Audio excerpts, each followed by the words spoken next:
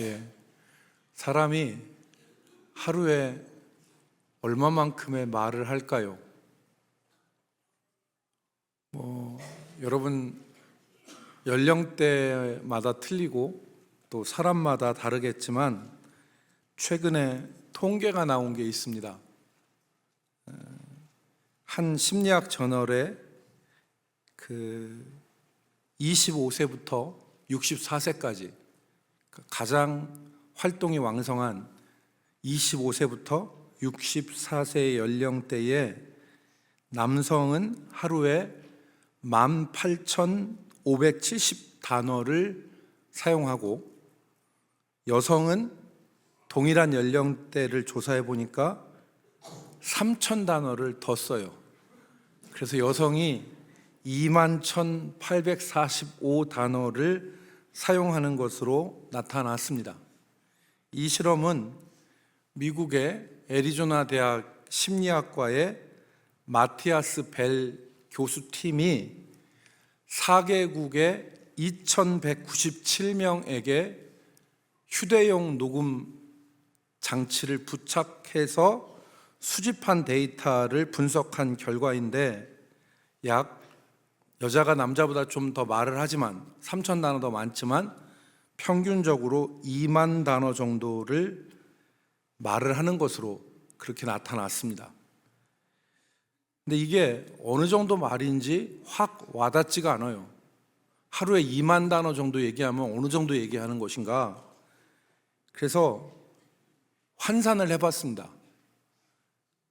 우리가 A4 용지로 기준으로 해서, 저도 여러분 설교문을 써왔는데 이게 A4 용지를 기준으로 해서 A4 용지에 이 정도 글씨로 빽빽하게 글자를 채우면 영어로는 300에서 350단어가 이 안에 들어간답니다.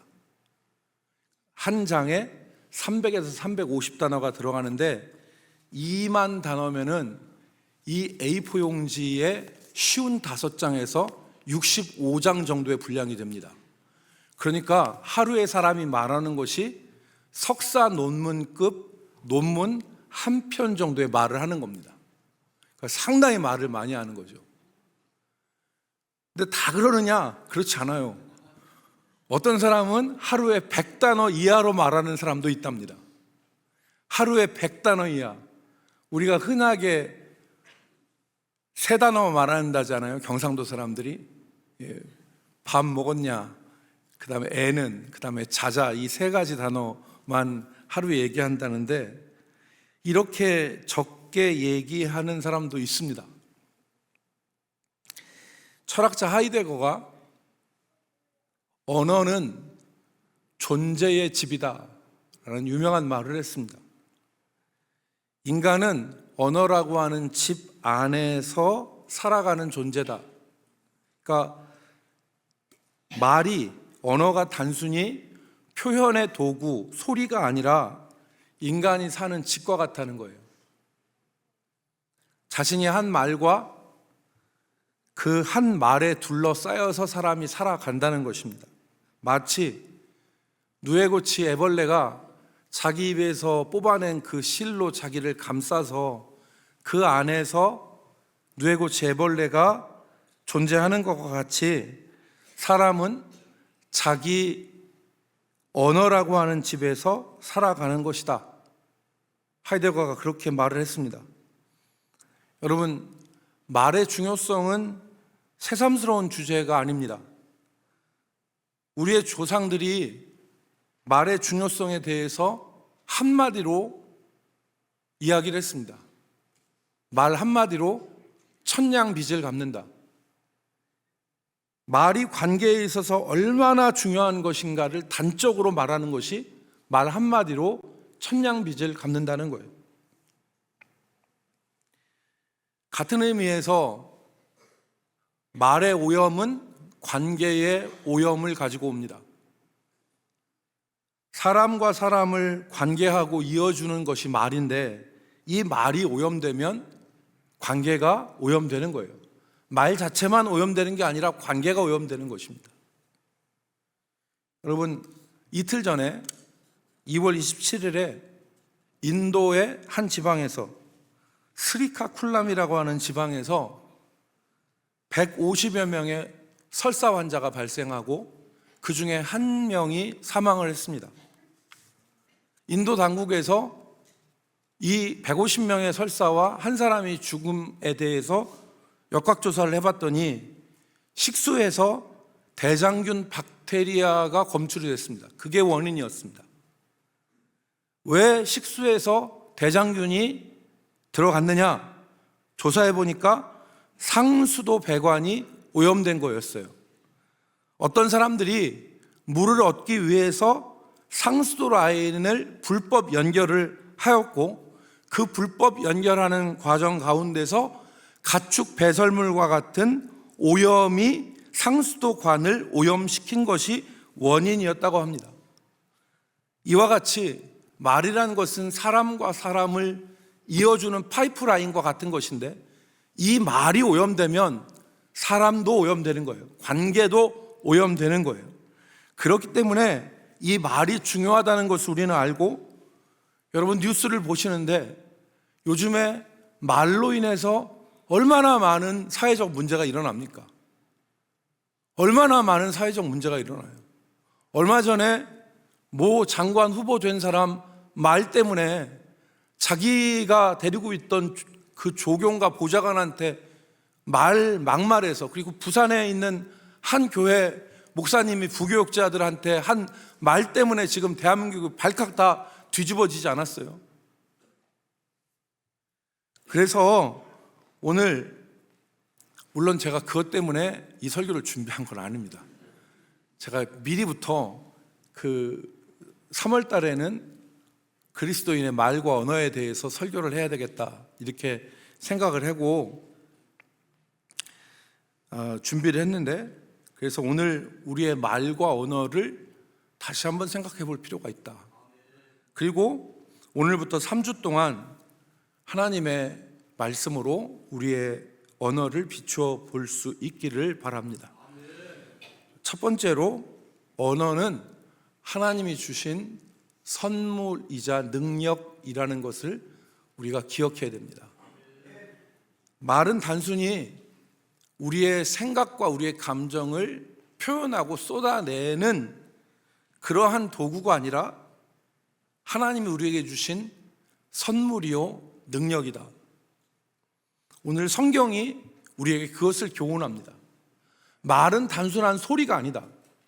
우리 가운데 세상 사람들은 말을 어떻게 생각하냐면 그냥 음성 소리, 사람의 생각과 마음을 쏟아내는 표현, 이 정도로 생각을 하고 우리가 그렇게 알고 우리가 말을 뱉고 말을 하는데 그게 아니다.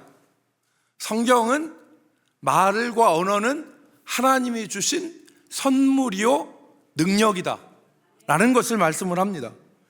여러분, 오늘 우리가 읽은 본문을 우리가 잘 알고 있습니다.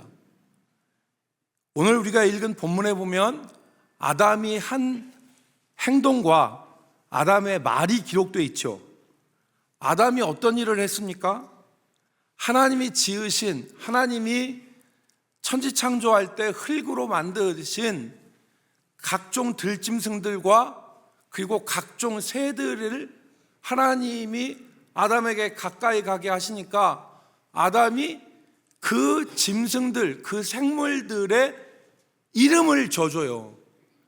아담이 말이 가까이 왔을 때 말이야 하니까 말로 됐고, 비둘기가 왔다 갔다 하니까 저거 비둘기야 하니까 그 비둘기의 이름이 된 거예요. 아담이 하나님이 지으신 피조물, 생물의 이름을 불렀고 이름을 지어주었습니다. 그러니까 오늘 19절 말씀에 뭐라고 했습니까?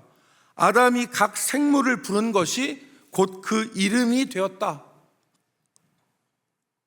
두 번째는 아담의 말을 기록합니다. 아담의 말을.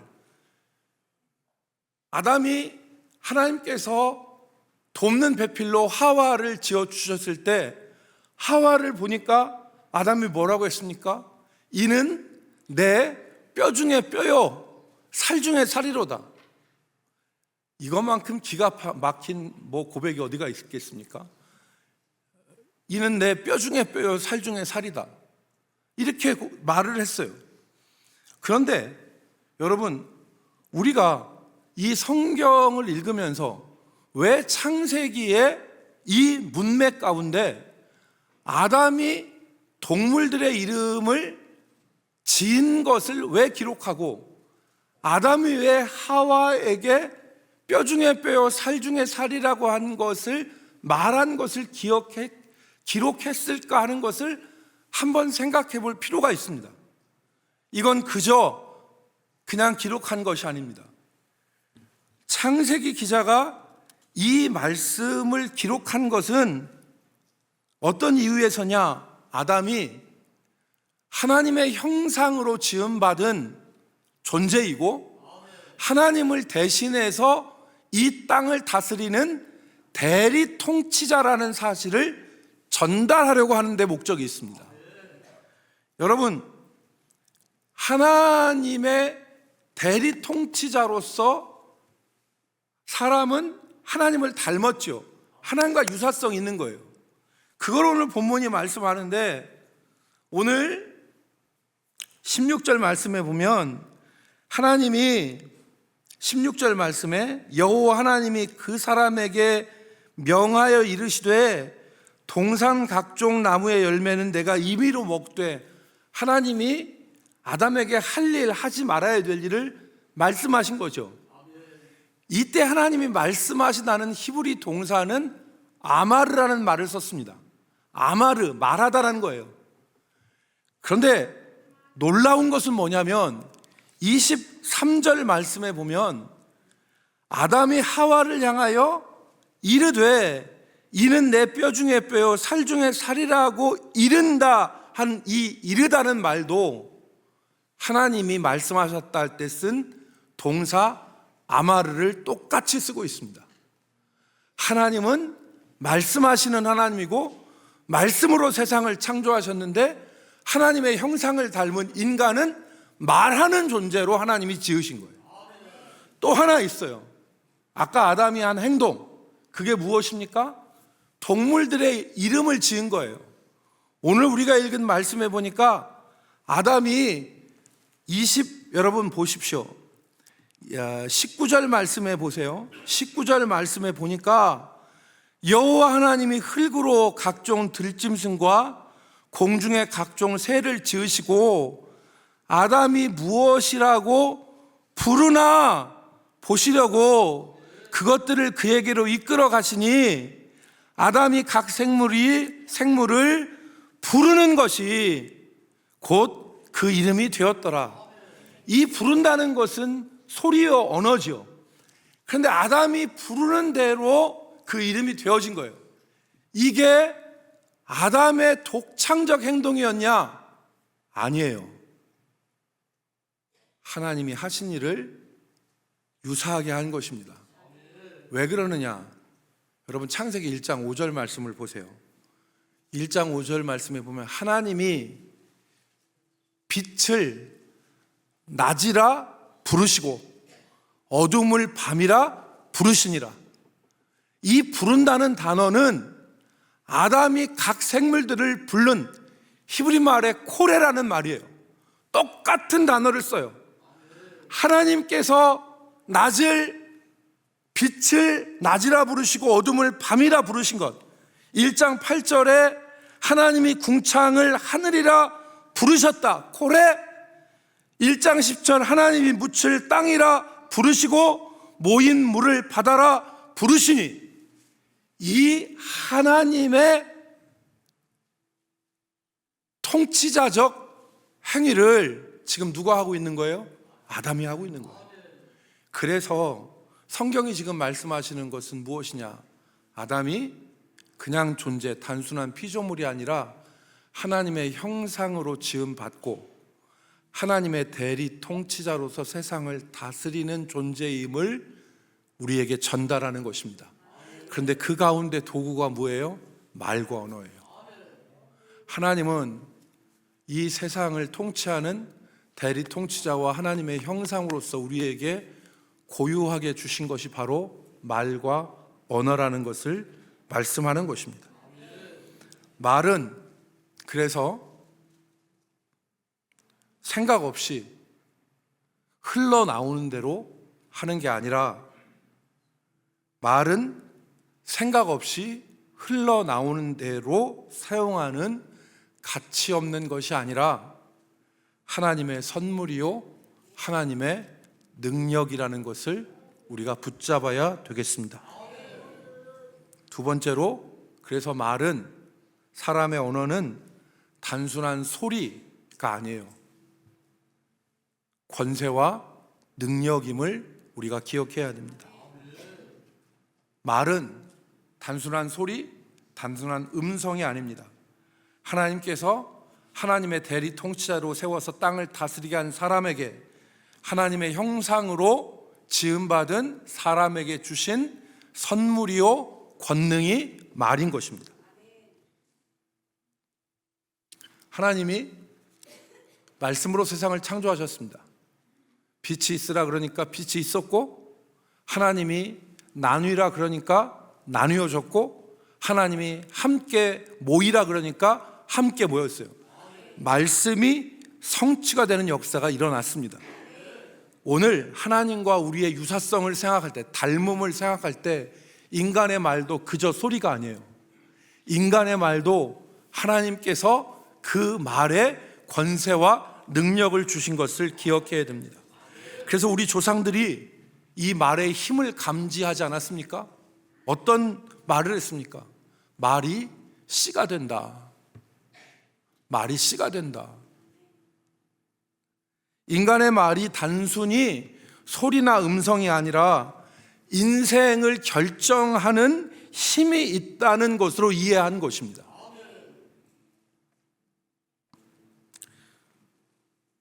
6.25 전쟁 중에 한 어머니가 어린아이 셋을 데리고 피난의 길에 올랐습니다. 남편이 그 집을 떠나서 남쪽으로 내려갔는데, 그 남편을 찾아서 서울에서 남쪽으로 피난을 가는데 전쟁 중이라 고생이 이만저만이 아니었어요. 그때 큰아들은 초등학교 6학년, 딸은 5살, 막내는 젖먹이였습니다. 전쟁 중이라서 인심이 사나워서 사람들이 헛간에도 재워주지 않았어요. 그래서 남의 처마 밑에서 자야 됐고, 먹을 것이 없으니까 남의 집 호박 넝쿨에서 호박잎을 따고 개천에서 새우를 잡아서 죽과 같이 끓여 먹으면서 허기를 달랬어요. 이 여인이 그렇게 먹을 것도 없고 자는데도 불편하고 아이들과 이렇게 지내니까 이슬이 내릴 때면 아침에는 남의 처마 밑에서 애들에게 이슬이 내리지 않도록 이 자기 천으로, 옷으로 아이들을 덮어주는 그런 고생을 했다고 합니다. 그래서 이 여인이 도저히 안 되겠다고 판단해서 아끼고 아끼던 재봉틀을 시장에다 갖다가 내다 팔았어요. 그리고 쌀로 바꾸었습니다. 그리고 그 쌀자루에 끈을 메어서 자기 아들에게 지게 했어요. 그렇게 피난길을 가는데 아들에게 한 30살 먹은 청년이 다가와서 힘들지, 내가 쌀을 대신 지어줄게 라고 이야기를 했습니다. 의심이 없었던 이 아들은 고맙습니다 그렇게 얘기하고 그 청년에게 쌀자루를 맡겼어요. 길을 가는데 청년의 발걸음은 빨라졌고 아들이 천천히 가자고 했지만 소용이 없었어요. 엄마보다 훨씬 앞서가던 아들이 갈림길에서 그 청년에게 말했습니다. 엄마를 기다려야 돼요, 아저씨. 청년은 들은 둥 마는 둥 하면서 그냥 따라오라고 하면서 길을 갔습니다. 어린 아들은 청년을 따라가자니 어머니를 잃어버릴 것 같고, 어머니를 기다리자니 쌀자루를 잃어버릴 것 같았습니다. 그래서 아저씨, 아저씨 몇 번이나 소리를 쳤지만 이 청년은 뒤도 돌아보지 않고 가버렸습니다. 소년이 그 자리에 주저앉았어요. 그리고 한 30분 정도 뒤에 그의 어머니가 도착을 했습니다. 그래서 어머니가 와서 그 내용을 듣고 얼굴이 창백해졌습니다. 그리고 한참을 있더니 그 아들의 머리를 껴안고 이렇게 말했습니다. 내 아들이 영리하고 똑똑해서 엄마를 잃어버리지 않았네. 내 아들이 영리하고 똑똑해서 엄마를 잃어버리지 않았네. 그 아들을 안고 엄마가 울었어요. 그 어머니의 말씀이 아들의 귀에 쟁쟁하게 남았습니다. 그 뒤에도 일평생 그 어머니의 말씀이 귀에 쟁쟁하게 남았습니다. 이 멍청한 아들은 그 뒤로 어머니를 기쁘게 해드리기 위해서 공부를 했습니다. 이 아들이 바로 서울대 국문과 교수로 봉사한 박목월 시인의 아들 박동규 교수입니다.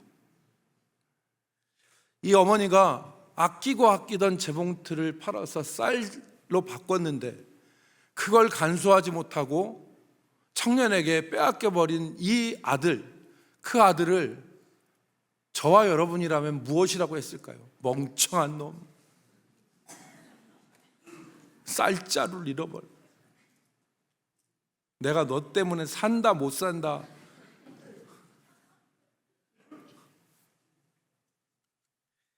어머니의 한마디가 아들의 인생을 결정한 것입니다. 말에는 권세가 있습니다. 말은 소리 없이 그냥 쏟아붓는 소리가 아니라 하나님이 우리에게 주신 선물이자 권세예요.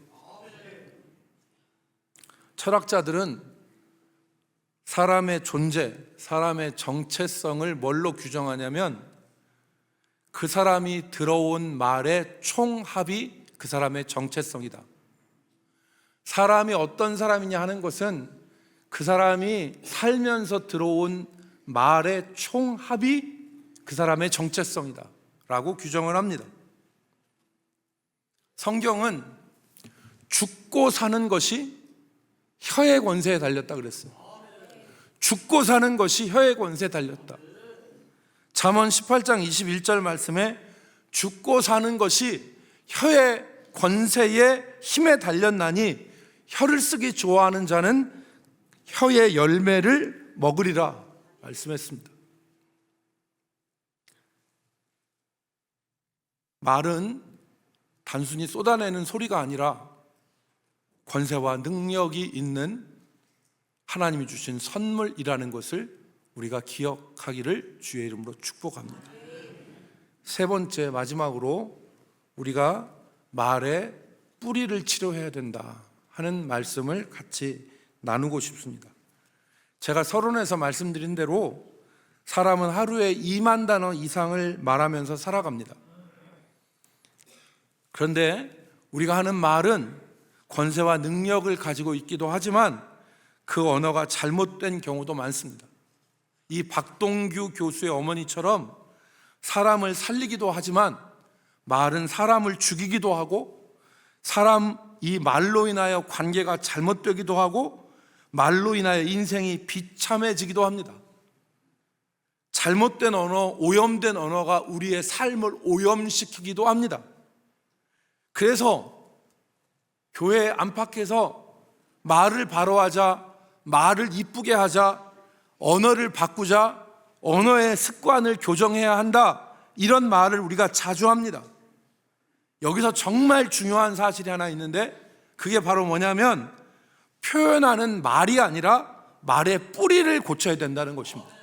이게 정말 중요합니다. 말 자체를 고치는 것도 유익합니다.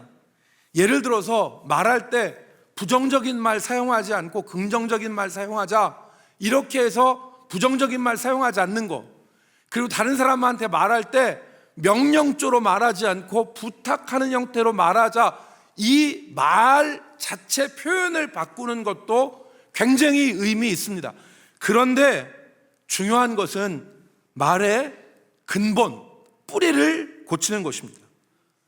여러분, 말은 뿌리를 가지고 있습니다. 말이 그냥 나오는 게 아니죠. 어떤 말은 상처로 인하여서 나오는 말도 있고 두려움으로 인해서 나오는 말도 있고, 그리고 다른 사람들에게 인정받기를 원하는 인정 욕구 때문에 하는 말도 있어요. 예를 들어 어떤 사람이 나 유력한 누구누구 알아, 나 누구누구하고 친해, 나 누구누구하고 밥 먹었어, 나 누구누구하고 잘 알아, 이렇게 얘기하고, 나 이만큼 재산 가졌어, 내가 한 일은 이런 일이야 라고 자꾸 얘기하면 그거는 그 사람이 다른 사람들한테 인정받고 싶은 인정 욕구 때문에 하는 거예요. 우리는 그런 얘기 안 해도 다 하나님의 걸작품이에요. 그런 얘기 안 해도 다 존귀한 사람들이에요. 그러니까 허하니까 이게 자꾸 자랑하는 거거든. 예를 들어서 말이 여러분 곱지 않은 거는 그냥 곱지 않은 게 아니에요. 마음이 상했기 때문에 말이 곱지 않게 나오는 거예요. 그래서 근본을 고쳐야 돼요. 뿌리를 고쳐야 되는 것입니다. 열왕기하 2장에 보면 여리고라고 하는 성에 문제가 있었습니다. 무슨 문제냐? 물의 문제가 있었어요. 농작물이 자라다가 열매를 맺지 못하고 떨어뜨려요. 그러니까 여리고 사람들이 하나님의 사람 엘리사에게 부탁을 합니다.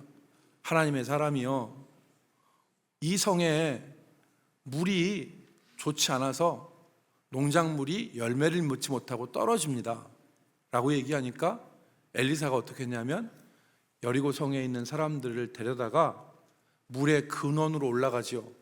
그래서 물의 근원으로 올라가서 사용하지 않은 새 그릇에 소금을 담아서 그것을 물 근원에 던져요.